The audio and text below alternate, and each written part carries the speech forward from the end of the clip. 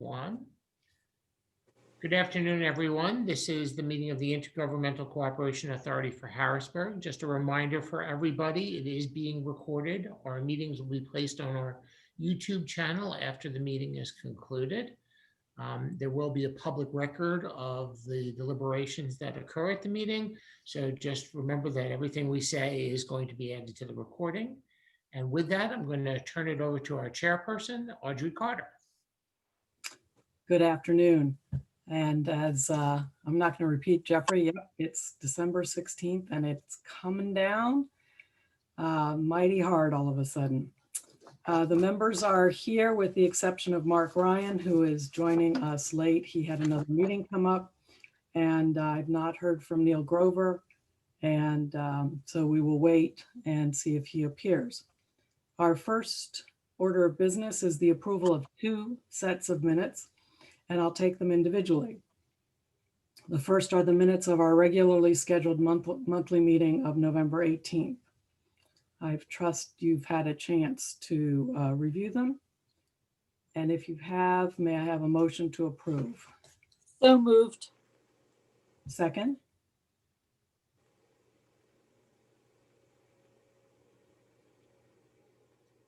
Second. All those in favor say aye. Aye. Aye. All those Aye. opposed? Motion carries. The second meeting set of minutes were those of December 2nd, which was a special meeting called to pull together at the request of the mayor to present the city's 5-year financial plan and the budget to the ICA. Unfortunately, the mayor decided he, Mark Woolley, and Dan Connolly would not attend, given the recent passage of the legislature's extension of the taxing authority. Could I have a motion to approve the minutes of the meeting? Move. Thank you. Second? Second. All those in favor say aye. Aye. Opposed? Aye. Opposed? Motion carries. Thank you. Jeffrey, could I ask you to give a report on the authority's business for the prior month? Yes, give me 1 second and I will open the document. This is the authority's bills paid report through today.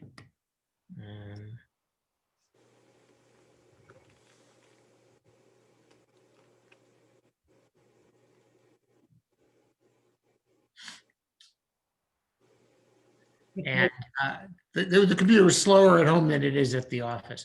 And so we had 6 invoices that were paid this month. Our starting balance at the beginning of the month was $99,757.62. Our final balance at the end of the monthly period was $94,513.69. And so far, well, I guess this is it for the year 2020. We had $20.27 in interest earned from FNB Bank. Any questions, please ask.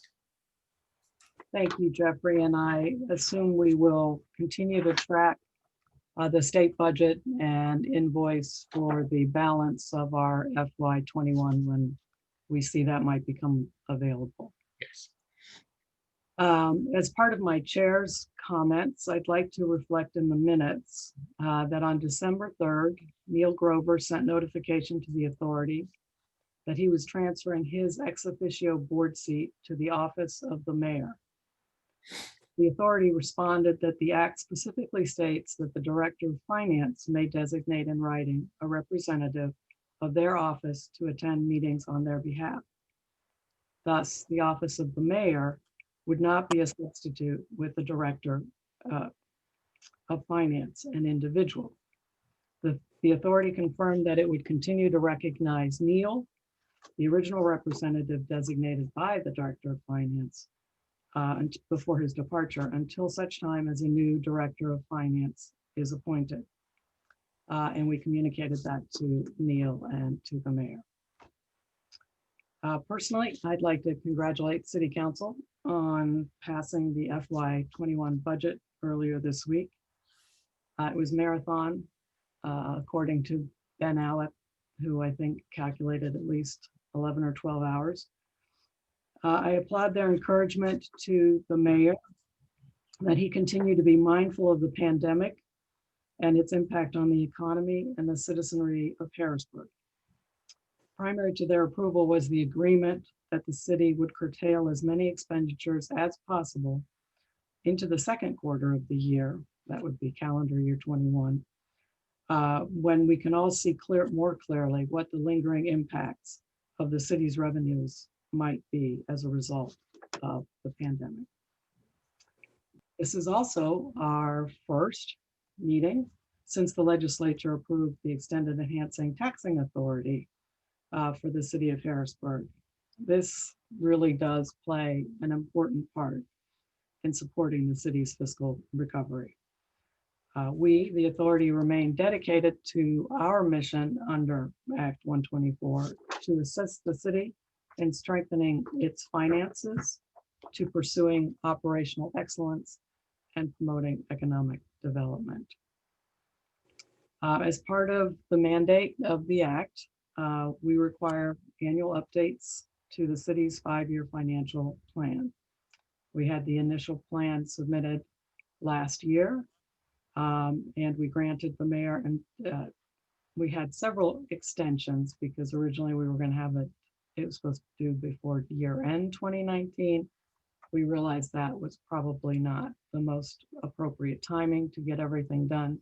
So we mutually agreed with the city that June 30th made more sense, and that our goal would be to have the draft in hand by April 30th, which would give us sufficient time to truly work together to get the plan into its final form. We had the pandemic, and so that got everything a little bit more behind. So we granted an extension, which the mayor had asked for October 31st. And they submitted what they requested be deemed a draft on October 30th, and then committed to providing the final of the financial plan to the authority on December 14th. On December 14th, we got the response, and I want to say to the mayor that we appreciate it, the thoroughness and the many attachments, especially in addition to the certification, which had been missing the first time. So now we have had it, we've reviewed it, and I'd like to turn our attention to that. So I open it up for discussion and/or action. Jeffrey. With your pleasure, Madam Chair, if I can just remind the authority and those present of the basic format that the Act lays out before we enter into the discussion of the December the 14th submission, because I think it's important to keep in mind procedurally what the Act 124 of 2018 lays out. So as you said correctly, the final plan was submitted to the authority on December the 14th, and that starts a clock according to Act 124, where the board of the authority has to respond or not respond one way or the other to the submission that they received on the 14th. And so we're in that period of time now, since it's two days since, where the authority has the opportunity to review the documents, not only the draft documents submitted on October 30th, but the final document that was submitted on December the 14th, and review those documents, and then come to some conclusion as to what action they may want to take. Based on that reaction, there will then be follow-up either by the board or by the city. So just to explain the context of where we are. So we're in that initial review period of the final document, which was submitted on the 14th of December. Just wanted to make that clear. Yes. Thank you, Jeffrey. You always keep us on the rails. The thing I think that all of us know innately is that we really have had much more than 2 days in order to digest all of this. So I think that, and we all know that from the December 2nd meeting. So I think we can certainly take it from there. So any comment, motion? Ralph, I'll be happy to go first. thank you. If I may. Can you hear me? Okay. Yes, we can. Thanks. I have 3 concerns with the plan as submitted that I think are of a more serious nature. And then in addition to that, I have some comments that I think have begun to be addressed, as we saw in a response letter from Mark Woolley from the city. In terms of level of concern, I think the most serious issue with the plan is the Neighborhood Services Fund. And if it's not the most serious, it's the most glaring, I think, concern with the plan. It shows a multi-million-dollar deficit over the next 5 years, and it just begins to approach zero. And it doesn't appear to be sustainable. And according to the standards that are the standards for the basis of approval of the plan of all funds of the city, this would clearly be deficient in that regard. There's a deficit projected for every year for the next 5 years. I have some concerns with the numbers that are presented in the forecasts. It's not readily apparent that the narrative matches the forecast. In the narrative, it describes the issue of transfers to the general fund, and those transfers edits were made to the draft, which matches Mr. Woolley's narrative for the general fund, which is the recipient of the transfers from the Neighborhood Services Fund. However, the outflow is not shown on the Neighborhood Services Fund, or if it is, it's not apparent at the corresponding line. The issue with the transfers between neighborhood services and general funds has to do with overhead. In the past, the Neighborhood Services Fund was transmitting, according to the city's draft, $700,000 per year to the general fund, which would cover the overhead that's borne from that fund. And the plan shows those transfers being cut back and then tentatively partially refunded, and it appears to be a method of cash conservation because of the severity of the deficit in the Neighborhood Services Fund. And the implication of that is that by not transferring to the general fund to cover overhead, that the sources of funds in the general fund, primarily tax revenues, are thus subsidizing the business operations of the Neighborhood Services Fund, which are primarily trash collection, disposal, and recycling. The other issue with the Neighborhood Services Fund is, as far as the 5-year plan goes, is the schedule of projected capital commitments. It is a requirement of the Act 124 as far as standards of formulation, and the capital commitments are not shown. There's a line that shows capital, and that's simply all. So I think those are deficiencies that can and should be corrected ASAP. The second of the that I think 3 major concerns. The second concern I have is with the capital improvement project schedule as a whole. There's no supporting information. It appears to be a list of capital projects with dollars attached to them. There's no description of any of the project, and there's no detail on the budgets. The concern for me there is that I know we've asked for it, and I followed up, and I personally followed up multiple times since our last meeting directly with Neil at the city, and Neil said he was trying to get the answers for me, and unfortunately I haven't received them. The concern I would have is if the detail exists, since it wasn't forthcoming. I've my impression over the last few months, when we've been discussing with Neil questions and requests for information, he's been, very communicative. So the fact that I had to follow up multiple times and not receive any detail on even one of the capital improvement projects is a cause for concern. I do think that as far as the standards for approval of the capital improvement spending, that there needs to be a description and detailed budgets for every one of these major items. And I think when you have a description and a budget, I think along with that, there should be outcomes that are identifiable and measurable, so that when the projects are completed, there can be a report of budget versus actual, as well as whether the outcome was achieved with the completion and implementation of that capital improvement project.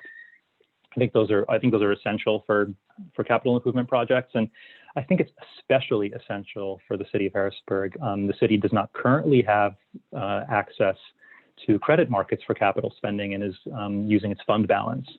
This means that the city can only spend it once and can't go back for more. So that's I think the importance of prudence and frugality and making those dollars stretch and go as far as possible. I think it's incumbent upon all of us working together on this to ensure that that capital improvement spending is being done with the utmost prudence and frugality. The third concern I have is it's the same comments as the capital improvement budget, and it's for the increase in operating expenses that's being shown in this plan.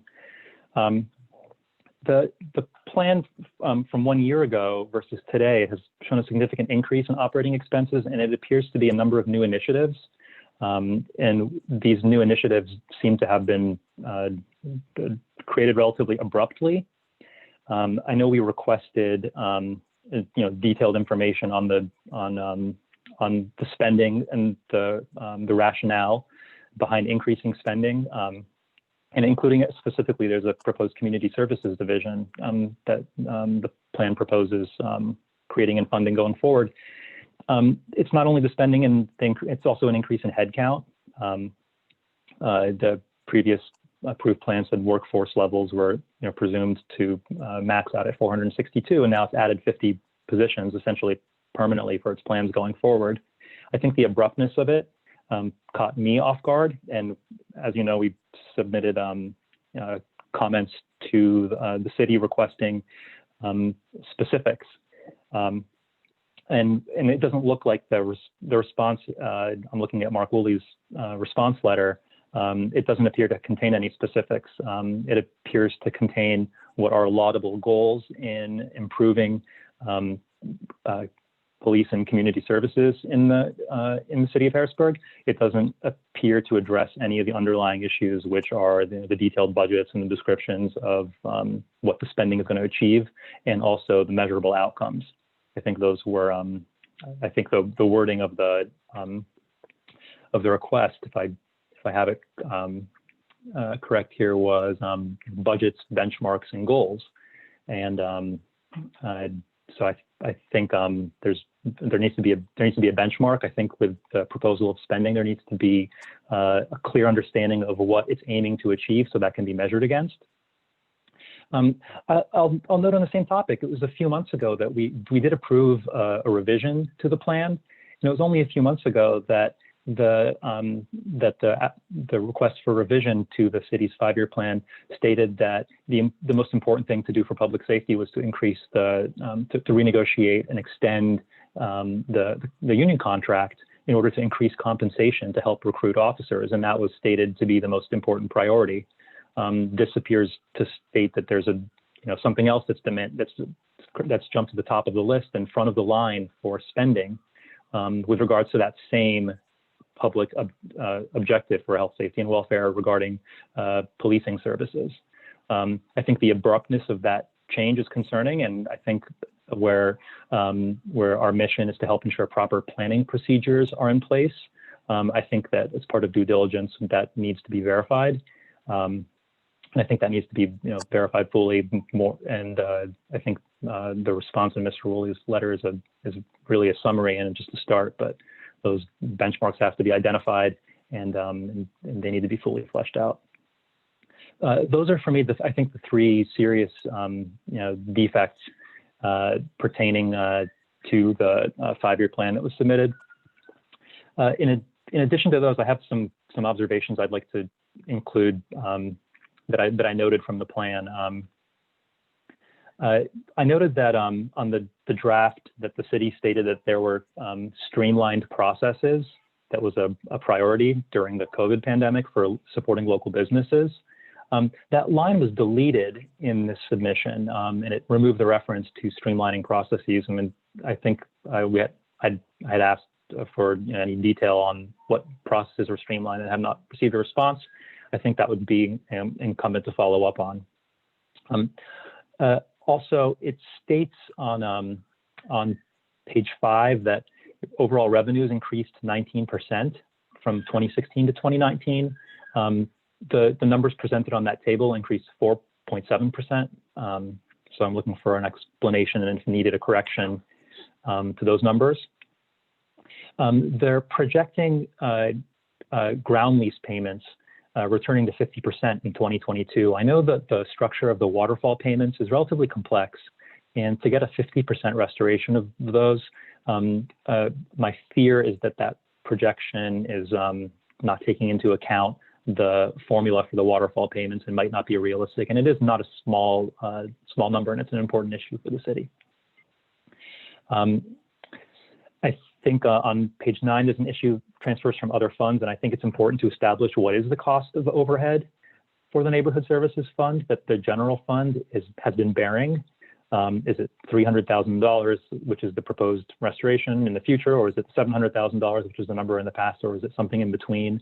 I think it's an important financial exercise to know what that is.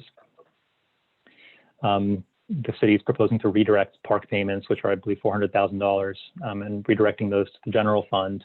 And I would like to know detail on the park permit payments and if those are guaranteed or non-guaranteed revenue streams. I think that would be important to know.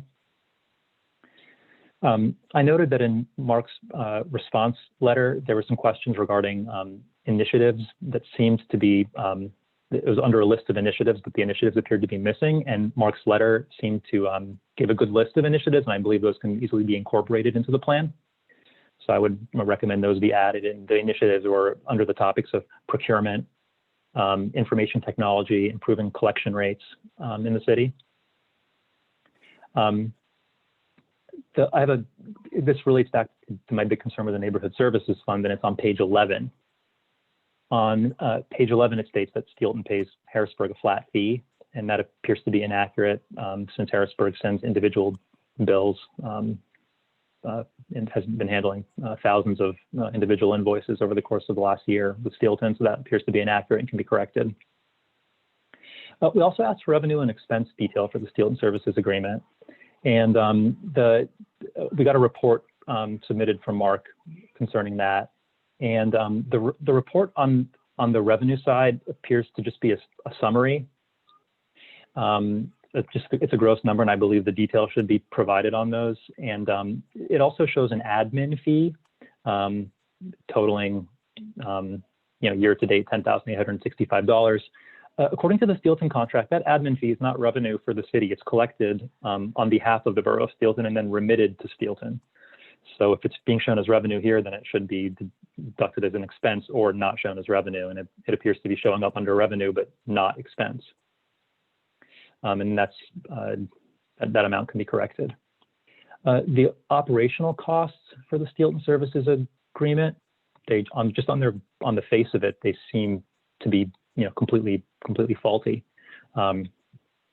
It's implying that the annual labor costs for servicing all the accounts in Steelton are $19,000 plus, and that doesn't seem right. Carrying that the number of employees that they say are on the route, that would imply a cost of $25 per week, and that seems absurdly low.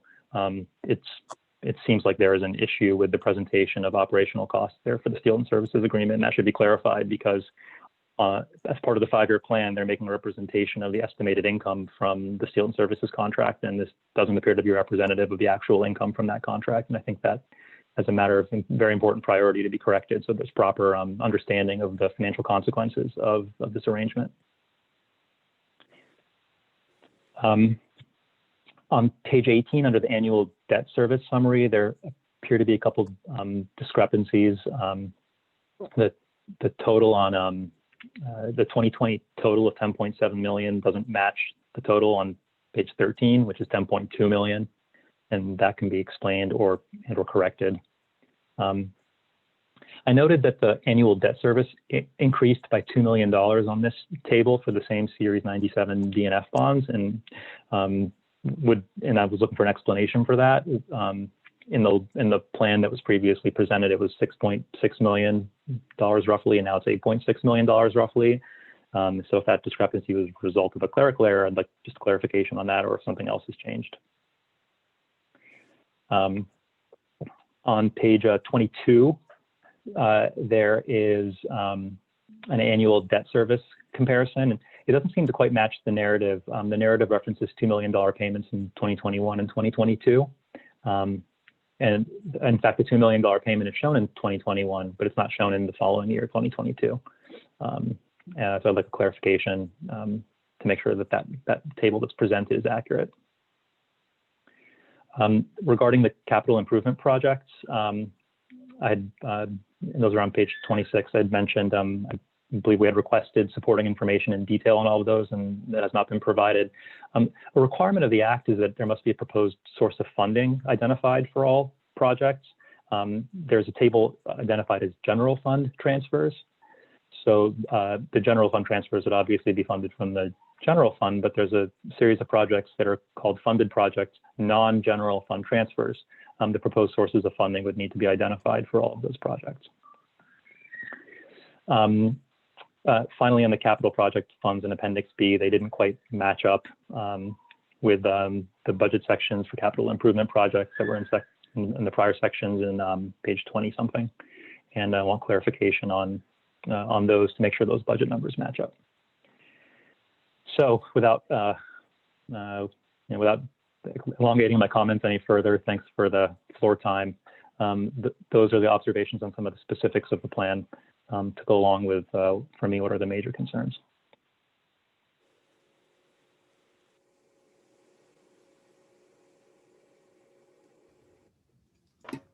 I'll just throw in a handful of additional things. I appreciate Ralph's comments. I also, though, want to start by thanking Mark Woolley for the detailed response to our initial set of questions and requests for additional information. I found all that helpful. And as Ralph intimated, I think it might be further helpful because as I was sitting, over the last couple of days, going back and forth amongst all the documents, it was hard to keep straight in my own mind which was actually reflected in the plan and which was something that I knew because I read it in one of the other supporting documents that's not officially part of that filing. And so it might be good to carry even more of that forward into the plan itself. I did note too that there were a handful of changes made in the draft plan based on some of the comments that we submitted after the last round, even minor things. I think I had put something in about their combined millage rate, and it actually should have been effective millage rate, and they changed it to effective. So, okay, they're looking at some of the detail, and that's good. Of the larger things, I agree with Ralph. I was taking a look at the supporting numbers on the Steelton contract, and it's represented in the plan that the costs are at the margins, and I get that. We didn't have to buy new trucks. We didn't have to hire new crews. On the other hand, there actually is travel time, depreciation costs on the trucks. And for that matter, I think, what do they get, Jeffrey, maybe a mile a gallon on fuel? And doing the math, it looks like we are servicing the entire borough of Steelton in about an hour in any given week. Remarkably efficient if it's true, but more to the point, I'd like to see how they derive those numbers before I have any confidence in them. and particularly if we're extending those contracts out to a couple other municipalities. Otherwise, I appreciate that it incorporated and made appropriate changes relative to the changes in making the extraordinary taxes permanent on the EIT side and longer term on the LST side. I think it might benefit from some additional clarity if I do understand correctly that the LST happens to run pretty much parallel to the efforts to buy down the debt service. And so its fiscal cliff isn't as important as it may have been in our prior discussions. And that's something that probably ought to be reflected as well. I probably have a handful of other small comments that I could furnish offline in any written response we're sending to the city.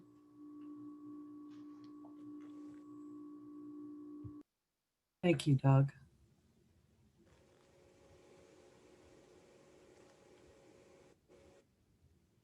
I didn't know if Kathy wanted to comment now or if. Madam Chairman, I was going back through some of the language of the act as I was looking at this 5-year plan and noting that they told us it was among our responsibilities to look at staffing levels, to look at increased managerial accountability, and to review the outstanding debt. And I'm being selective in terms of what the act talked about, but those were things that basically caught my attention. And I agree with the comments previously offered by both Ralph and Doug. Although we've made some strides with this financial plan compared to where we started when we first started as ICA members, I still have the feeling that we're missing the big picture, particularly with regard to our experience with COVID. There's talk about what COVID is doing, but frankly, Doug used the word confidence in the figures. I don't have confidence in the figures, even with the extension of the taxing authority, which hopefully will be a godsend to us. I think COVID still has major ramifications that have yet to be felt. So many of these estimates just aren't sitting well, if you will. And I think one of the things they're supposed to do is certify the methodology for those estimates. And I'd like to see more on that. I was disappointed when they referred to the amount they thought they could recover from the debt collections, because I feel like we've been standing still on that. The city treasurer put forward a plan, probably a year and a half ago, with regard to collections that would bring significant monies into the coffers of Harrisburg from basically outsiders without putting an additional tax load on the citizens of Harrisburg. And that's yet to be, in my estimation, seriously considered. Something like that that's very specific and yet disregarded leaves a strange taste in my mouth when they're talking about really wanting to collect significant amounts from the collections. I had kind of the same reaction of being underwhelmed by the reference to the federal grants, which we had commented on earlier and asked for more clarification. They told us what they had done so far, that it looks like they have one person working on grants for the city of Harrisburg. And it seems like there should be the ability to secure more in either federal grants or potentially state grants that would certainly help us at this point. Many of the responses that Mark provided to us, Mark Woolley, I thought were good, but sometimes missing the mark in that they told us what they had done without really telling us what they were going to do in the next year of the plans. And I go back to the fact that the audit deficiencies have been ongoing, and everything in here is supposed to be done, as I understand it, in accordance with GASB and certified as such, or explained if GASB isn't used, why it isn't used. I cannot see any curing of those audit deficiencies, and I don't think that's going to give the financial markets the confidence in us that we're going to need going forward. So those are some of the big picture items, if you will. I also note that we are required under the Act, if we do not approve of the plan, to indicate the amount of budget imbalance that we see. I think that is hard to do with the COVID figures, but I think we should at least give a range if we feel that this is not properly balanced. And again, going back to the COVID situation, I just think that the numbers are overly ambitious at this point in a year. And I think I said at the last meeting, in a year when I think we should be fiscally conservative, we're seeing significant increases in budget levels, in staffing levels, sorry, which also have increases in budget levels in terms of the 5-year plan that I don't think we should be taking on at this point in time. Thank you. Thank you, Kathy. And right about now, I know that Jeffrey is glad that this is being taped, because if we tried to keep all of this together, because I was trying to just make notes on my page and that was difficult. I agree with everything that has been said. I think we talked a little bit about all the initiatives that have been brought forth and the unfortunate lack of planning and specific benchmarks that are with that. And that certainly, that thread runs right through the CSA program. It runs through the Paxtang and the Pembroke pieces. And so therefore you can't evaluate these programs as we would like to. I think the technology piece that was brought up is really important.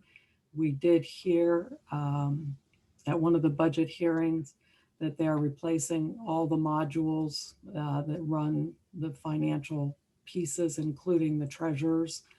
And so that is a big lift this year. And I, just in listening to the comments, I worried that the communication lines weren't as clear as they should be. And so I would love to find a way to make sure that they're pulling in consultants whenever possible, so this goes as quickly as possible and doesn't leave us in a lurch somewhere.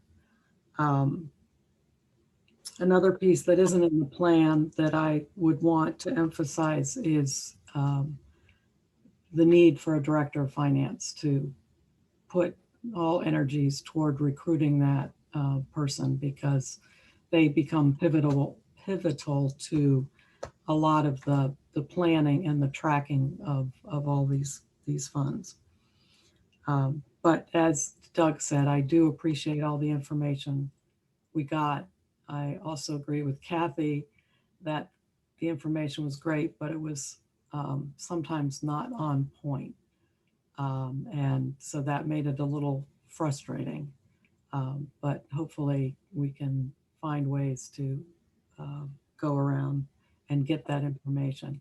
Madam Chairman, let me throw out too that I hope that our comments today and on other occasions, even though they are considered as constructive comments and nothing other than constructive comments, this is not something where we're trying to pan the city of Harrisburg. Quite to the contrary, we want the explanations given in this 5-year plan to be something that can be used by folks in Harrisburg and outside of Harrisburg, so that they will further their investments in the city, so that we can further determine what is working and what is not working for the city. It's not our role to just sit and say, do this, do that. But I'm disappointed, and I remain disappointed personally, and if you will, professionally in this role, that the city is not talking with us more before issuing these final documents, that the city is not using the services that have been offered from Jeff Stonehill, who was a highly credentialed person in the government role in looking at other types of municipalities and making suggestions. I look around this authority and see people who are desperately trying to improve the city. And I'm not sure that that is the message that is always conveyed. So I guess my point today would be, talk to us more than you're talking to us now, and let us help, because we are trying to help, not to hinder.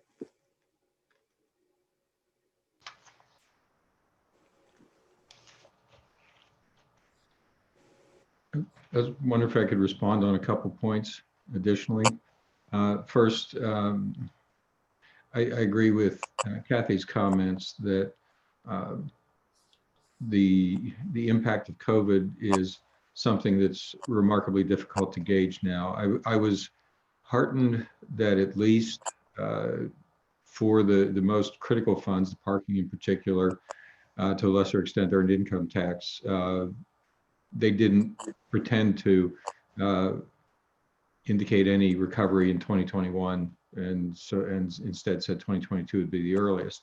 But I think there's a couple additional factors that are hard for them or us to really wrap our arms around. Most particularly, what will be the durability of telework, and how will that affect the workforce base, particularly people who are coming in, and then concurrent with that, the amount of square footage and office space that's going to be leased on a regular basis, or the value of that space if it becomes more of a buyer's market as a result of declining need. And so all of that also figures into some long-term projections. The LST is also touched by that same idea, and clear down to the minimum, where do you count a person who teleworks, where they're actually teleworking from, or the corporation they're teleworking through. So while I couldn't begin to guess the social dynamics of what we're going to be going through over the next year, we probably ought to at least mention that remains, the numbers that are presented, while on the surface defensible in the based on lack of any other knowledge, at least could go in a number of significantly different directions going forward. The other thing too, and this kind of gets to items that were in the supporting documentation but might want to be referenced a little better in the plan. Kathy, you mentioned the audit findings, and I, as you know, you saw my head bobbing here a little bit. I was going through this array of papers around me here, and in Mark's letter, he did list the controls documents that they're working from agency by agency and so on, and that they have a meeting coming up with the auditors. I'd like to see, I don't know if that needs to be reflected in the plan directly, but I'd like to see more detail on that for us, for our basic mission. What that entails, whether the meeting that he's referencing is to go through progress so far, or whether that's just referencing the normal end of the year meeting that you have with your auditors as you do the prep work for the audit of the fiscal year you're about to close. So yeah, I'd like more detail on that. The other thing that I appreciated getting is the 5-year plan for the economic development team, and the reference they're making to the strategic plan they have in the works. And that's something that we've been asking for, was something in economic development that was more considered and less serendipitous, I suppose. And I'd like to, I think that should be referenced in the plan, but at the same time, to your comments, Madam Chairman, the inclusion of this group as a voice in the development of that plan, I think would be helpful. I think there are quite a few laudable things. There are a couple, though, that I'm sure Jeffrey, from his professional background, and the rest of us from our own, might think should be included as part of those discussions.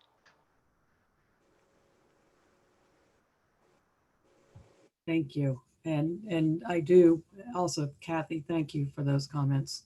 Everything we do and everything we offer is in the spirit of helping Harrisburg. because that's what we all want.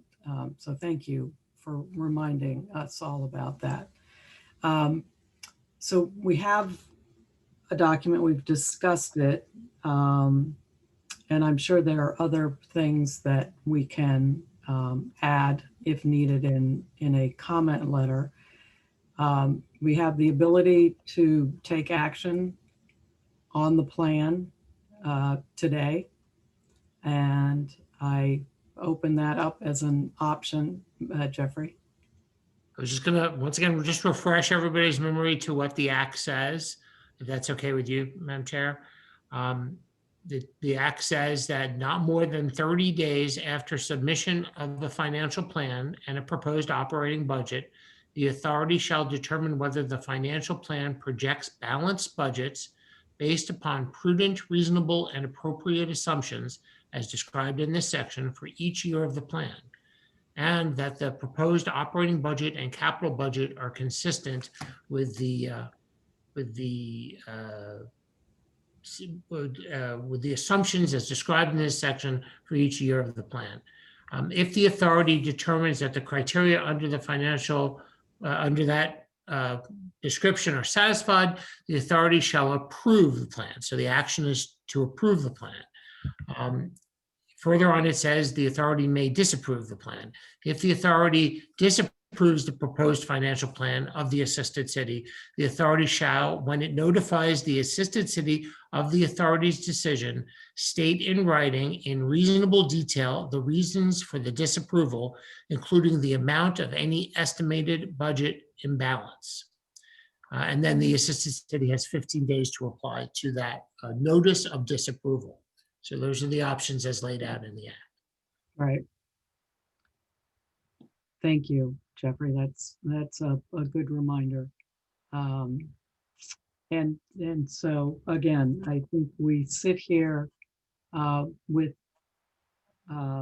options, which is to act, not to act yet, to again, considerations within that would be what we may or may not learn between now and a future date, what may be accomplished if we act sooner rather than later.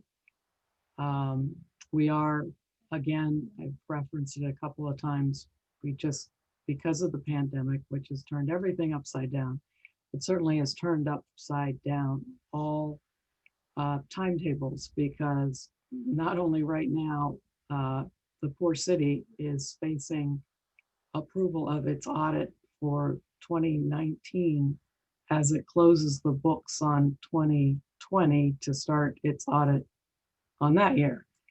And we sit here wrestling, I might say, with this plan, knowing that we must revisit it again in 3 months.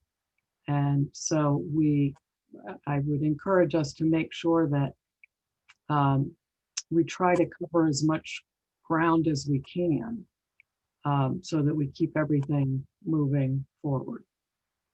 So that's sort of my thoughts. Yes, Jeffrey. If I could just add one more procedural point to what you just said, just to clarify for everybody, because this 2020 update was so delayed throughout the course of the current year, we are almost at the point, not too far in the future, where the next updates deadline would be due.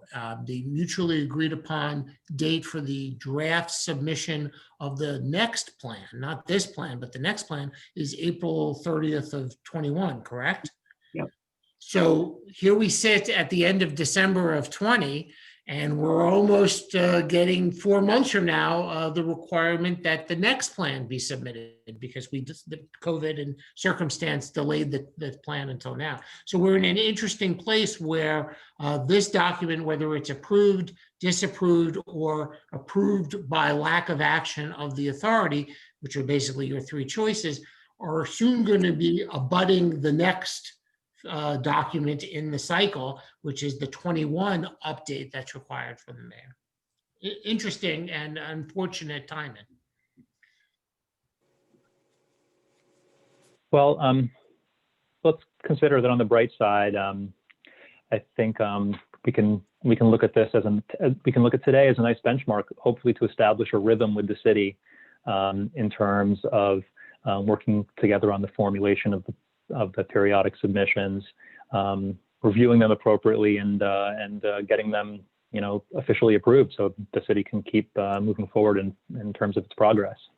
Certainly we have to establish that teamwork and that rhythm. So this would be the beginning of that establishment, if you will.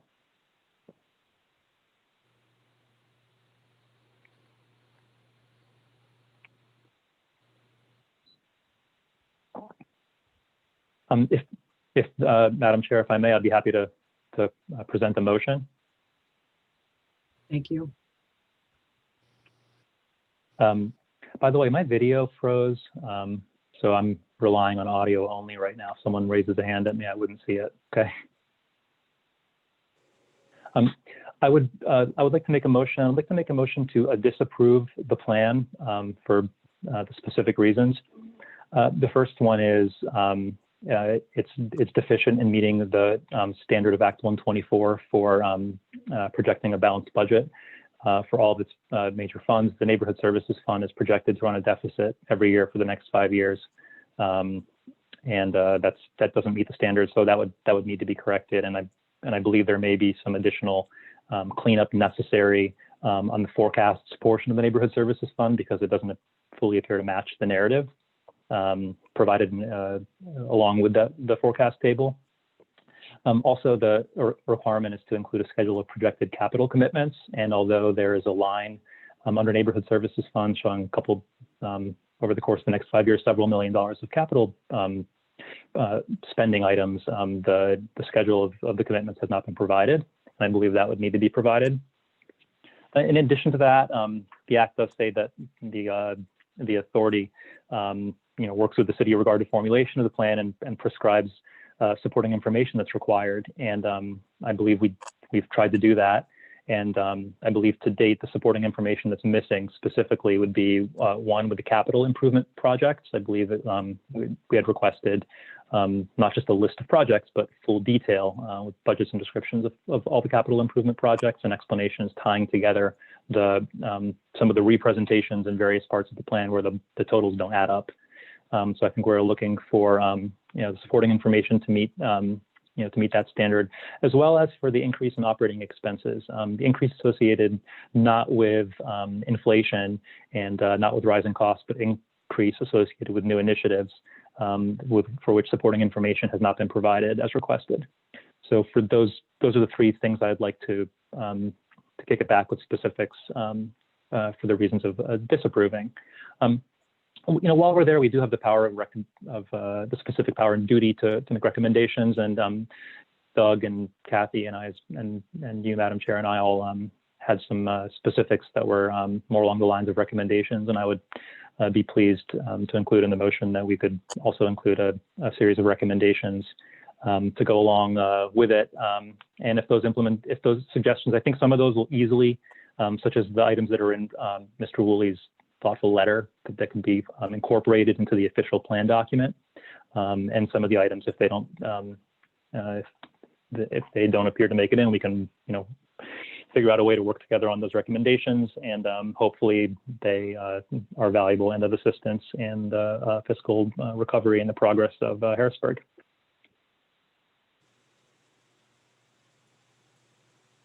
I'd second that motion. Any other discussion?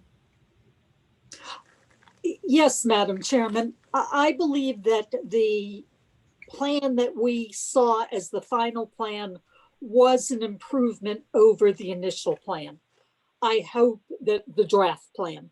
I hope that the city will take this as an opportunity to come back and improve it even further. I thought Jeff Stonehill's comment was well placed in that the city is close to being required to submit its next plan. My concern, however, is if we approve this plan as it is today, the numbers are just going to get bigger when I think COVID says the numbers should be more conservative and smaller based on what we do not know at this point. So I hope the city will take this as an opportunity to further improve the 2000 plan before they go into the 2021 plan. Thank you, Madam Chairman. I would like to, to echo what, I'm sorry, Doug, I've already gone once, you first. Oh, thank you. And I'll be supporting the motion, but like Kathy, I want to say that, and Ralph for that matter, I appreciate the deference they gave to our initial set of comments, the additional information that we got from them. I think the couple of reasons that we're offering for disapproval are valid and are within our duty under the Act. And I think the city can be responsive to each of those. And so that's forming my basis for support of the motion. Ralph? I just wanted to add to second some of Kathy's comments. I know there are some provisions in the Act about variations and variances that arise during the course of the year for the plan, and I suspect 2021 will be a year we should all be prepared to and not be too sensitive when variations occur. And certainly there'll be a new submission coming up soon. I hope the comments that we provide, I hope they're helpful in the sense that it's not a moving target. I hope it provides a fixed target so that the plan that actually gets adopted as the official document, that the city knows exactly what the areas are to address, just to meet the standard, the basic standards, so we can get this one approved and move on. Other than that, I agree with Kathy and Doug and with you for that matter. I think it'll be interesting to see how 2021 progresses, and we should be prepared to be flexible if it comes down to expenditures coming in off target, particularly on the high side, and revenues coming in off target on the low side. And I believe, from having observed some of the city council budget hearings, that's in fact on the mind of the folks in the city administration. So we should have some confidence that they're going to keep an eye on those items and the receipts as they come in, particularly as the course of the year progresses, and we'll obviously do our part as a partner of the city to support next year. And the last thing I would add, that I know the Act has some pretty firm deadlines, and as a result, we have to act. And I know the city has a relatively short time to turn it around. Some of these items I would imagine exist or hopefully exist and could be provided quickly. But if there's items that maybe don't exist or can't be provided in time because of the holidays or some other reason, I don't think it would be inappropriate to suggest the city would need additional time to request additional time as is needed to make sure that the work can be done correctly. We're not in the mission of getting it done fast, but we are in the mission of getting it done right. Ralph, with the understanding that if they did so request, we would not unreasonably disapprove of those requests. I would totally agree with that. And as we saw from Mark Woolley's transmission a couple days ago, given the time that he was able to put together, like Doug referenced, much improved 5-year plan. And so I think now that we can provide concrete motion items to allow it to be revised in those areas, hopefully in a satisfactory and productive way, and move forward and move on to 2021. Yes, Jeffrey. Currently, there's a motion and a second on the floor for a disapproval of the plan. The clock on the city's resubmission of a revised plan, the 15 days that they have, does not start until the official notice of the disapproval is delivered to the city, just like their clock didn't start until the plan was delivered to the authority. So obviously, following this meeting, should this motion be successful, there would be a step that would be taken by myself, probably with the chair, I assume, and we would craft the notice of disapproval that would be filed with the city at some point following today, and that would then begin the clock according to the Act, where they would have 15 days to resubmit. And certainly the chair can place in that notice some sort of comment that if you need more than 15 days, by mutual agreement of the parties, that 15 days can be extended. Something Point well, point well taken, Jeff. So we have a motion on the table and a second, which is to disapprove the plan, citing, I believe, 3 specific instances: the Neighborhood Services Fund, the Capital Improvement Plan, and the new initiatives lacking some substance. And that in addition, so that's the motion. Should I just stop there, or should I, let me just stop there. And why don't we see what the result of the motion is before we go on? Okay. All motions on the table. Discussion has happened. All those in favor of disapproving the plan, say aye.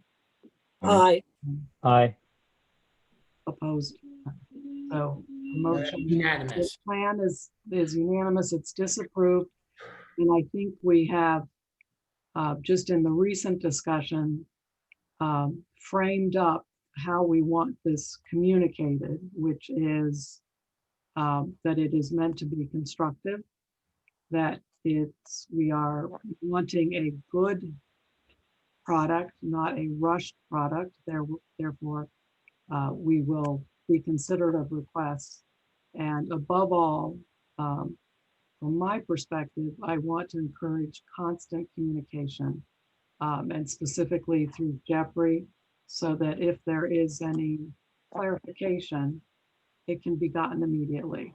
I would rather get to a good point next rather than to continue playing this back and forth. Any other comments on that? Madam Chair, could I make a comment? And if the motion is needed for this, someone can instruct me and I'll be happy to do it in the form of a motion. I don't know that it is. One of the things I had referenced was a summary provided by the city regarding the Steelton Services Agreement, and it referenced the operational revenues and expenses, and the numbers appeared implausible just on the face of it. One thing I wanted to note was that in Mark's response letter and Mr. Woolley's response letter, he noted that the city has teamed up with the Controller's Office to develop a reporting mechanism, somehow using their financial accounting software with Pentimation and Unilink. And he mentioned in his letter that they were looking to implement it in February.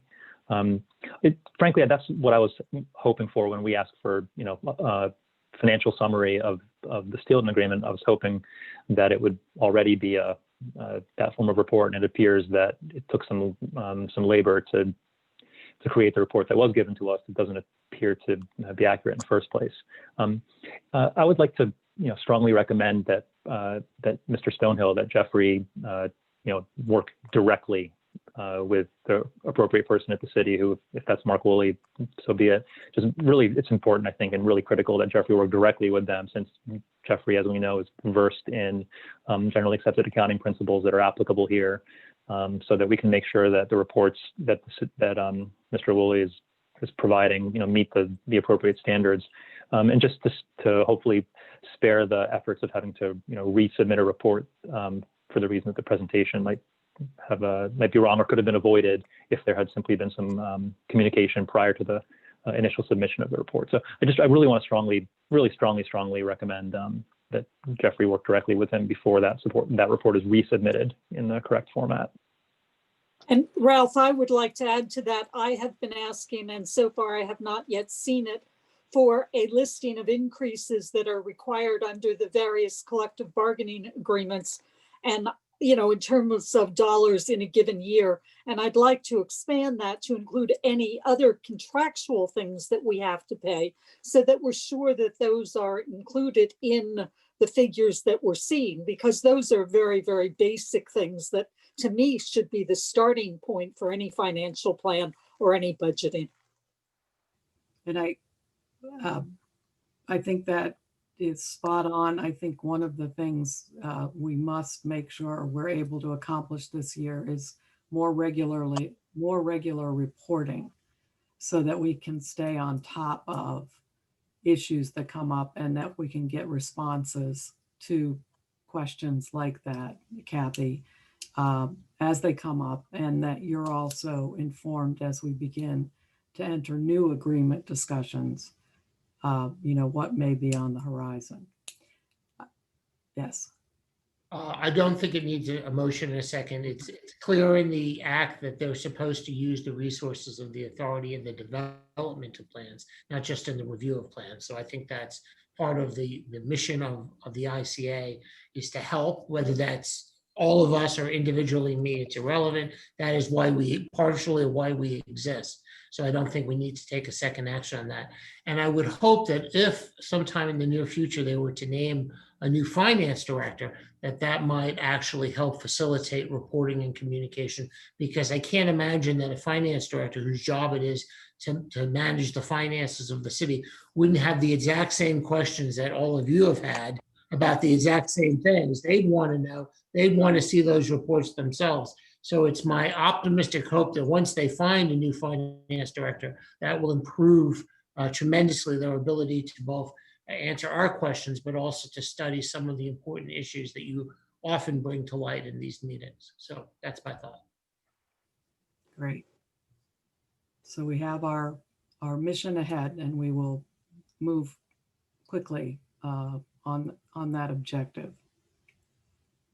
The next, anything else before we move on to the next order of business, which is the approval of the ICA 2-year audit report and the authorization to execute representation letter.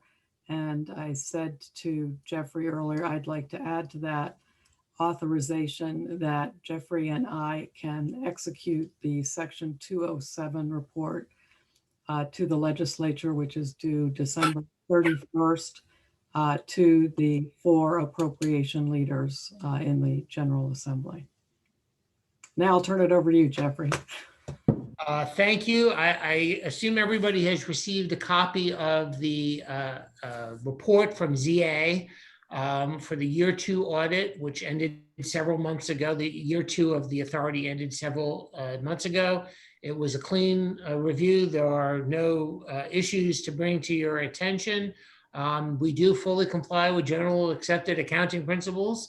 And the information was unrestricted and fully reviewed, and there's a document which needs to be approved and then authorized for execution, which would be our final step in the year 2 review process. And then I have to place a notice in the Pennsylvania Bulletin of our final year 2 finances, which I will do following this meeting. Small table, we have very small finances. But I will do that to comply with Act 124. And just like the city, we're deep in the midst of year 3, even though we're still talking about ICA's year 2. Hopefully GA will just continue that process of monitoring our financial transactions and ensuring that we're operating the authority correctly, which they have done for us since our inception. So with that, I just require, and as you heard, the chair has asked to expand the motion, so it's now 3 parts. It's 1, to approve the ICA year 2 audit report. Number 2, to authorize the execution of the representation letter. And part number 3 is to authorize the chair and myself to file the annual report with the representatives from the General Assembly. Then I'll move that motion. Do I have a second? Thank you, Kathy. All those in favor say aye. Aye. Aye. Opposed? None. Motion carries. Thank you very much. Is there other business that anyone has that they wanted to bring up? And if not, I'll ask Jeffrey if he has had public comment submitted. I have one person, Mr. Eric Epstein, has submitted 3 questions. Let me just bring them up here on my device so I get them correct. Here we go. Mr. Epstein's questions for today's meeting are as follows. Number 1, what is the official address of the ICA? I had previously discussed this with Mr. Epstein, so I think he's trying to, in this question, determine our offices. And for those of you who don't know, we don't maintain a staff and we don't maintain our own office space. We are a small operation, but the law firm of Schaefer and Engel, even though Jeff Engel is no longer the independent counsel, they have agreed to continue to be our mailing address and to accept our mail on our behalf. Thank you very much to Jeff for making those arrangements. And so it's sort of a Dropbox location, and his admin staff helps me out. They photocopy things and they do some mail for me. So our legal address, and that's the address for our tax filings, as well as for our corporate filings, as well as everything else, is the Schaefer and Engel law offices. So that is the official address and continues to be the official address for the ICA. I don't know if anybody on the board has anything to add to that, but that seems to answer the question, number one. Number two, the question is, how many seats are vacant on the ICA and how long have they been vacant? I don't have the date in front of me, but obviously we have one vacancy, and that was the seat formerly held by Ms. Tina Nixon, who unfortunately resigned from us as of a specific date. And I don't know if the chair would like to give an update. I know you've been working to try to get a replacement, so. Well, I just keep trying to reach out to Senator Costa's office just to get that conversation going. And Doug has helped me as well, and I've called on several other people. I know that obviously they have many other things on their mind, but it is, I believe, going on 6 months. And I know, we could all benefit from another brain at the table. So we'll look forward to getting an appointment sometime, hopefully in the near future. So And Madam Chair, if I may add to that, of course, the legislature has already adjourned, and by constitution is no longer in effect as of November 30th. So it's going to be a while before they're back in and in a position to make the new appointment, I believe. well, it's not the General Assembly who makes the appointments. It's actually a seat that Senator Costa makes the appointment for while he holds that title. Right. So while he holds his title, he makes the appointment. So I think he can do that administratively by signing an appointment letter. But he's obviously, it's something he needs to do, and I'm sure we'll get our fifth member shortly. The authority can operate with 4 members. In the meantime, legally, it doesn't need to have all 5, but as you said, it would be nice to have our 5th member. We desperately miss Tina Nixon, so. But unfortunately, we don't control that. That No, is Senator Costa does. And I will say that if some staff, I have gotten word back from the Senator Costa's office on Monday. Okay. So I know they're there. And it is a matter of, I think, Kathy, what they want to, can, and feel compelled to do. Excellent. And then Mr. Epstein's third question is, I'm not sure it's in the right place.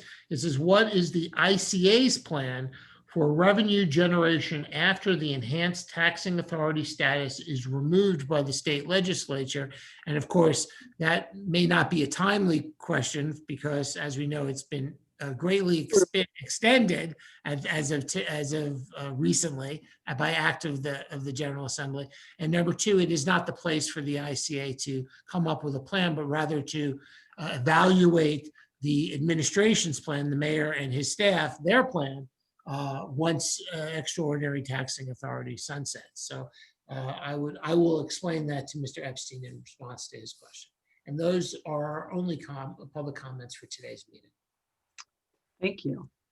And thank you all, everyone, for attending today. And we get a repeat performance to see each other because there is a joint meeting tomorrow at 5:30 between the City of Harrisburg Audit Committee and the authority to get a first report from the audit partner. It is not a release of the audit. The audit is not finished.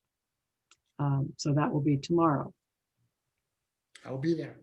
All right, good. We all will. With that, could I ask for a motion to adjourn? So move.